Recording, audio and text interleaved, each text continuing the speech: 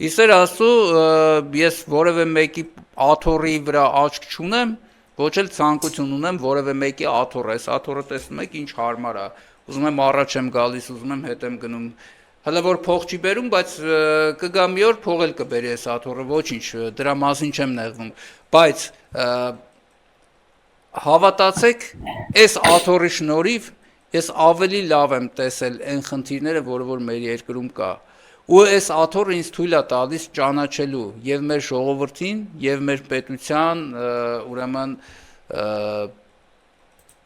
խնդիրները ու այդ խնդիրները իրոք փոխանակ մենք մտածենք միասին լուծելու մասին միասին լուծելու հարցը մտածենք ոնց անենք մենք ուզում ենք նեղանանք ինչ որ մեկից ով որ ձայն է բարձրացնում խնդրի մասին բարձրաձայնում է Ժողովուրդ մի նեղացեք